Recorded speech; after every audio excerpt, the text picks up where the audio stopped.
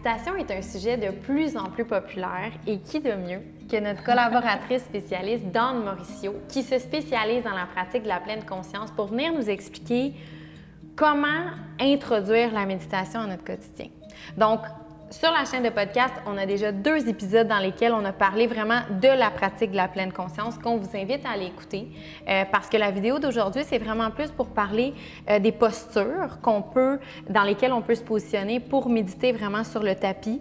Aussi peut-être de comment on peut introduire la pratique en mouvement parce que si vous êtes comme moi c'est vraiment très difficile de m'asseoir sur un tapis puis je sais que toi aussi ça l'était. Et finalement, on va faire vraiment une petite séance guidée puis peut-être qu'avec un support visuel pour les gens, ça va être plus accessible, plus facile. Donc, est-ce que tu veux commencer peut-être par nous expliquer la différence entre la pratique assise et la pratique qu'on peut faire vraiment au quotidien en mouvement, vraiment en guise d'introduction pour que ce soit plus facile pour les gens puis que ce soit moins... on dirait que ça fait comme peur, qu'on se dit qu'on n'est pas capable de méditer. C'est ça. Alors souvent, quand les personnes apprennent qu'il y a cette pratique de méditation qui existe, ils pensent qu'ils devraient commencer avec au moins une dizaine ou quinzaine de minutes de pratique par jour. Et je dirais que c'est une malentendu parce que c'est faisable en tout temps.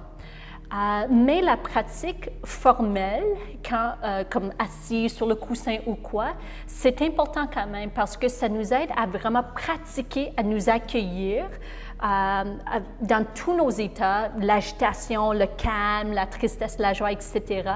Et puis, mais on pratique pourquoi? Mais on pratique d'après moi pour la vraie vie. Comme ça, après, quand on est engagé ou intégré avec des personnes ou dans le monde, mais ça serait quoi le plus accessible ou près de la surface? Ça serait les qualités qu'on a cultivées pendant notre pratique.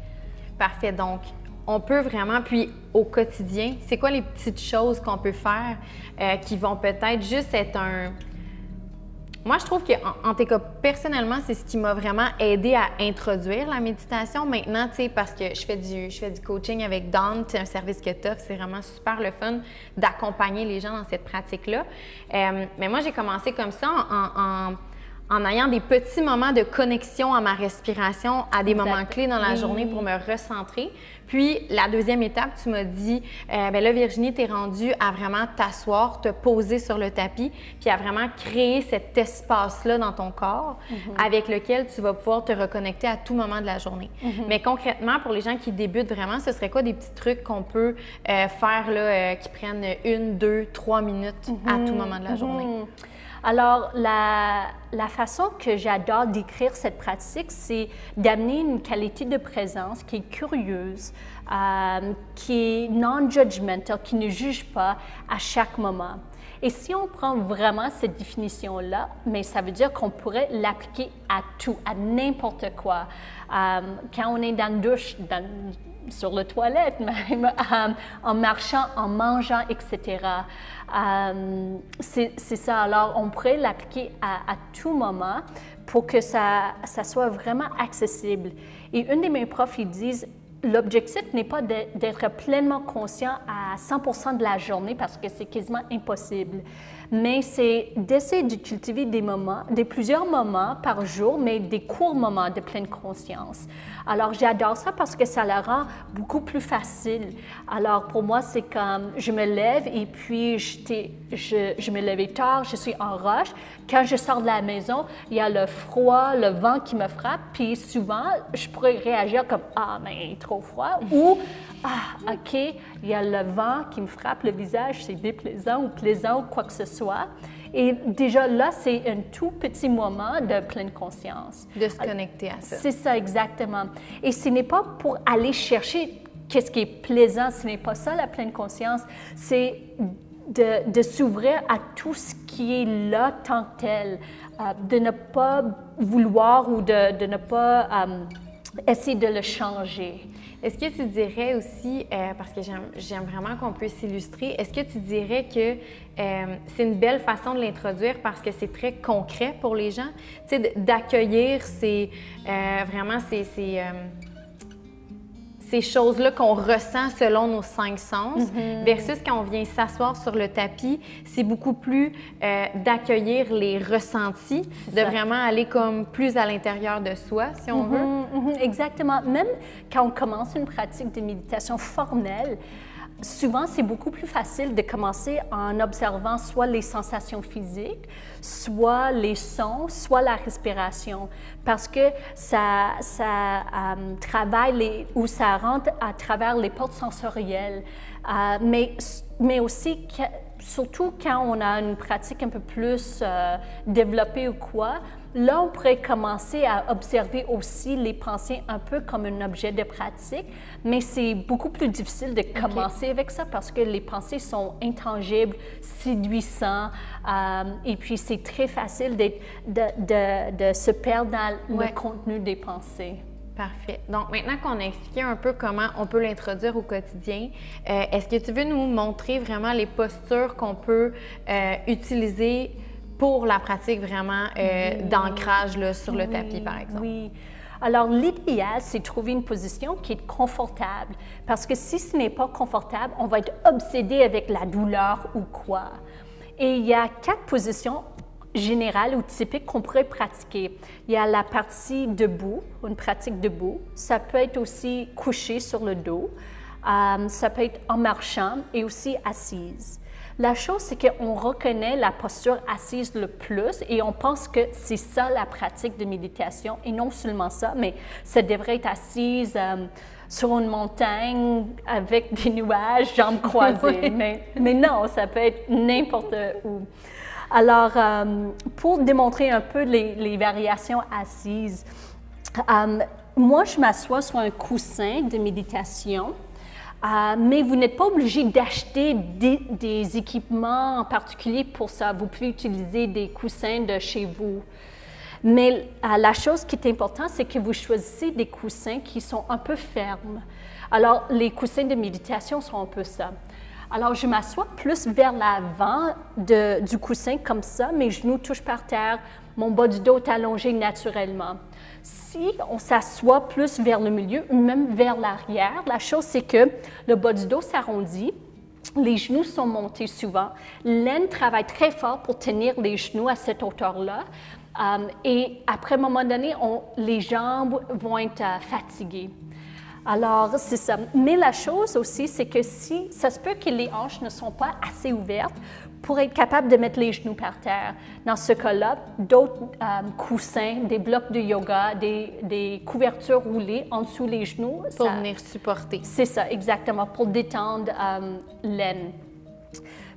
Mais si vous n'avez pas des hanches ouvertes, pour être capable d'être en jambes croisées, vous pouvez prendre encore le coussin ou ça peut être une traversine de yoga ou quoi, et vous asseoir de cette manière-là, les genoux pointés vers l'avant. Les hanches ne sont pas obligées d'être ouvertes dans ce cas-là. Par contre, ça demande pour que les chevilles soient flexibles, parce que comme ça, c'est vraiment à plat par terre. Mais si vos chevilles ne sont pas flexibles, vous pouvez mettre une serviette roulée en dessous de la cheville et ça va supporter les chevilles. C'est ça, c'est 2 options, mais aussi ça peut être sur une chaise ou même sur la canapé, surtout si la canapé est ferme. Alors, je dirais que vous pouvez vous mettre au bord de la chaise ou la canapé pour être capable de garder le dos droit. Si, par exemple, c'est très mou et les genoux sont très hauts, vous prenez un coussin ou quoi et vous le mettez en dessous les fessiers pour vous mettre un peu plus haut. Encore les hanches plus haut que les genoux. Et c'est ça. Mais de ne pas se laisser vraiment aller dans le canapé parce que vous allez tomber probablement endormi ou ça serait juste plus facile de mettre Netflix ou quoi, tu sais. Mais c'est tellement tu sais, les postures, tu me les avais déjà montrées, donc je les connaissais à cause de la formation professorale de yoga que j'ai fait puis que tu es venue donner un atelier. Mais moi, quelque chose que je trouve vraiment super intéressant puis peut-être de mentionner, c'est que faut être confortable, mais il faut pas être trop confortable. C'est ça. Tu sais, dans le sens où moi, je peux pas méditer couché, là. Oui, sûr, je m'endors. Donc, puis, tu te rappelles, on avait posé des questions dans la formation, puis moi, à un moment donné, je m'étais rendu compte que, comme moi, quand je médite, je me mets à balancer à un moment donné. Donc, ça veut dire que moi, je suis dans une bonne position parce que je vais pas m'endormir. Donc, je suis comme confortable, mais inconfortable. Puis c'est d'apprivoiser vraiment cette posture-là. Parce que si c'est une posture vraiment dans laquelle on est comme trop bien, comme tu dis, bien, il y a des risques qu'on s'endorme. Sûrement, oui, oui. Et aussi, à propos d'être couché par terre, c'est souvent, et ça se passe même quand on s'assoit pour une pratique, c'est normal qu'on commence à tomber endormi. Vous dites vous cognez des clous? Oui. C'est ça, j'adore ça. Mais en tout cas, c'est parce que la seule fois qu'on se repose, c'est souvent juste avant de dormir. Et puis quand on commence à pratiquer, c'est comme le corps ou l'esprit se dit « Ah, OK, on se repose, c'est le temps de dormir encore. » Mais non, ce n'est pas le cas. C'est pour ça que ça prend toujours un peu de temps pour que le corps et l'esprit s'habitue à cette nouvelle activité, peu importe si vous êtes couché ou assise. Alors, ça peut se passer quand même. Parfait. Donc, c'est aussi d'apprivoiser le fait que ça se peut que ça arrive. Oui. Puis de pas justement se flageller puis de se dire exact. « Oh mon Dieu, je me suis encore endormie. Ouais. C'est pas grave, ça fait partie du processus que de faire comprendre à son corps que c'est un moment de repos, mais de repos éveillé. Exactement. Et non pas de repos endormi. Et aussi, vous pouvez vous mettre debout parce que c'est beaucoup plus difficile de tomber endormi debout. Par contre, j'ai vu ça une fois. Pas de jugement. Ouais. Donc, maintenant, est-ce que, par exemple, tu peux, moi, me placer, me dire si je suis assise correctement, puis ensuite de ça, on va faire une petite séance de quelques minutes? Oui, oui. Alors, je dirais que ce coussin-là est un peu trop bas et tu es assise un peu trop vers l'arrière. Alors, on pourrait essayer de plier peut-être le coussin en deux, et puis vous pouvez vous asseoir sur ça ou vous prenez un autre coussin. En prendre un autre. Oui. Peut-être qu'on est mieux d'en mettre un par-dessus l'autre parce que je pense pas qu'il va se... Et de s'asseoir vraiment vers... Exact. OK. Voilà, oui. Et moi, je dirais de ne pas croiser les jambes de cette façon-là parce que quand les jambes sont empilées un par-dessus l'autre, ça coupe. C'est ça.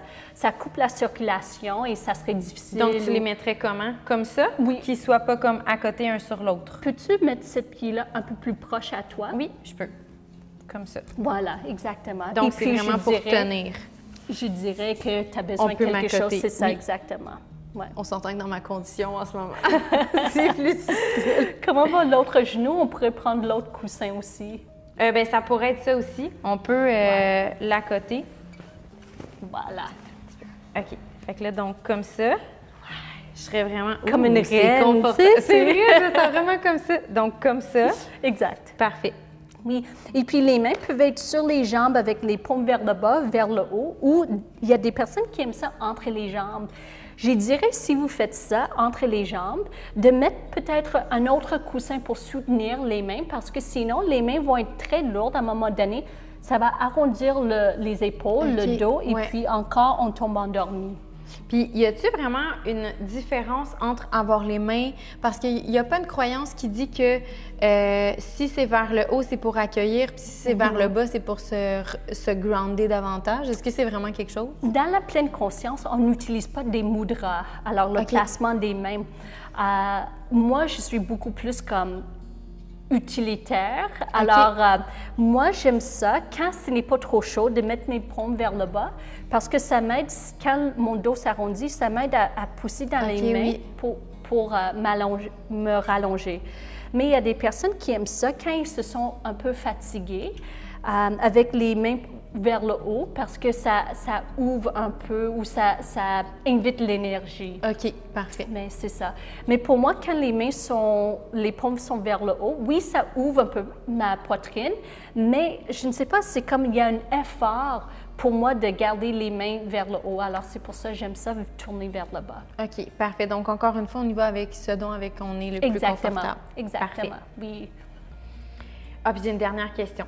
Oui. Est-ce qu'on est obligé de fermer les yeux ou on peut garder les yeux ouverts? J'adore cette question parce que souvent, l'option qui est donnée, c'est fermer les yeux. Ouais. Et je dirais non, tu n'es pas obligé de garder les yeux fermés parce qu'il y a des personnes qui juste sont pas confortables avec les yeux fermés, peu importe la raison. Alors, si vous gardez les yeux un peu ouverts, de regarder juste vers le bas avec un regard qui est doux. Pas comme intense et vous ne clignez pas, mais tu sais, garde ça un peu relax. Et puis, juste vers le bas, parce que si on commence à regarder un peu partout, mais c'est une distraction.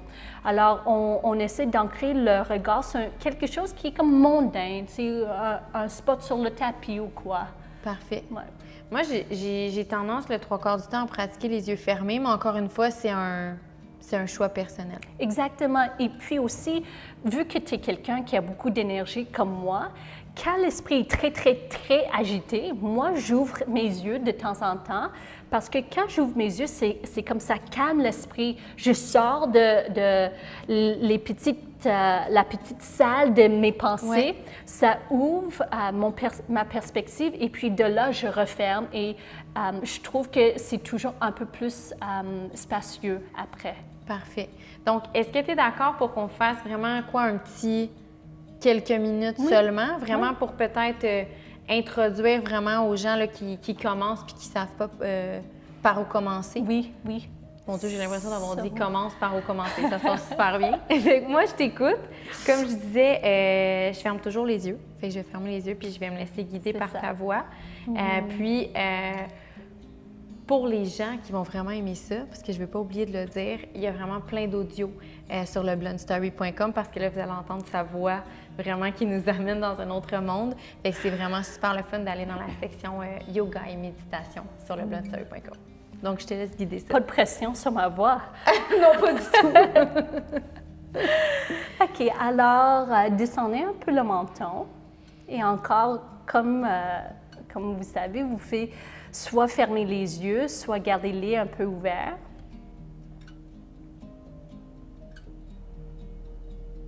Et prenez quelques grandes respirations. Soit soupirez, soit expirez profondément.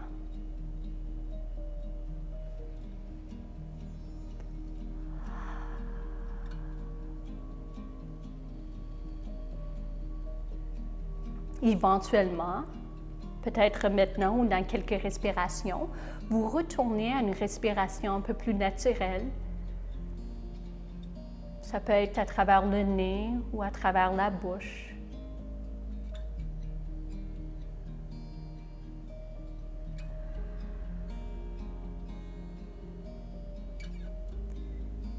Et puis, invitez votre corps maintenant à se détendre.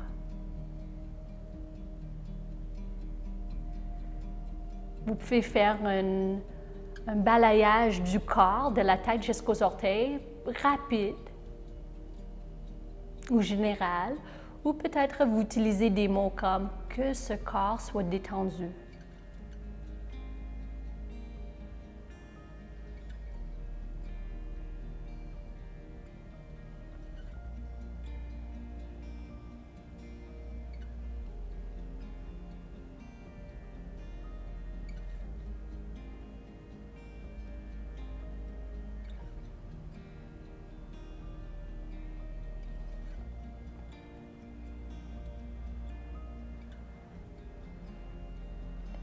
Prenez un moment maintenant d'être conscient de tout ce que vous observez. Ça peut être des sons, des sensations du corps, peut-être des pensées comme des jugements ou la confusion, des odeurs. Accueillez-les tous. Juste pour quelques moments.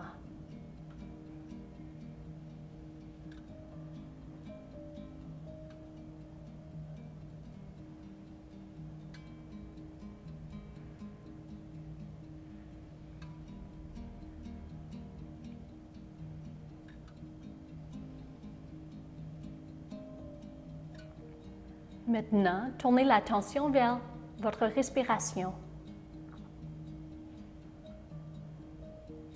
Ça se peut que vous ressentez la respiration au niveau de la poitrine ou de l'abdomen, la gorge ou le nez.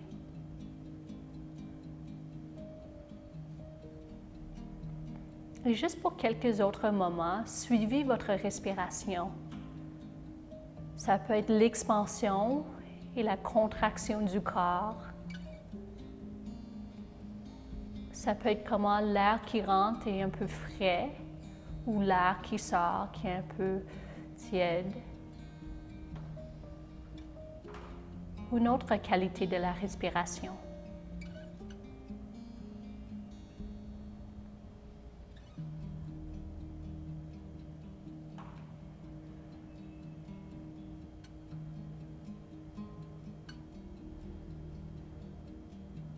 Et même si l'esprit part, ce n'est pas grave du tout. Avec beaucoup de douceur, juste ramener là. Ah, ok. J'étais en train de penser. Je me ramène encore à ma respiration.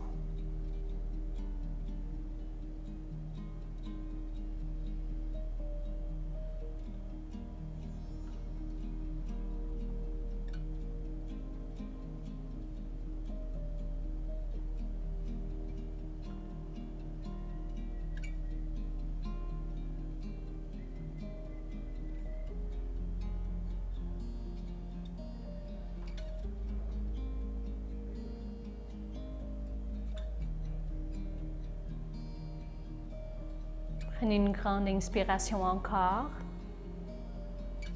Soupirez.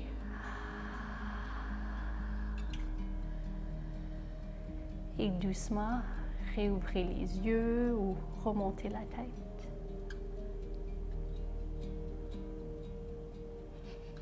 Bienvenue. Hey, ça fait tellement de bien. J'espère sincèrement que ça vous a fait autant de bien qu'à moi. Au risque de me répéter, il y a vraiment plein d'audios sur leblonsoeur.com. Puis Dawn, ben, je te dis merci. Merci pour ton temps, merci pour le partage de tes connaissances. Oui. Je suis sûre que ça va aider plein de gens à la maison à commencer la méditation. Merci.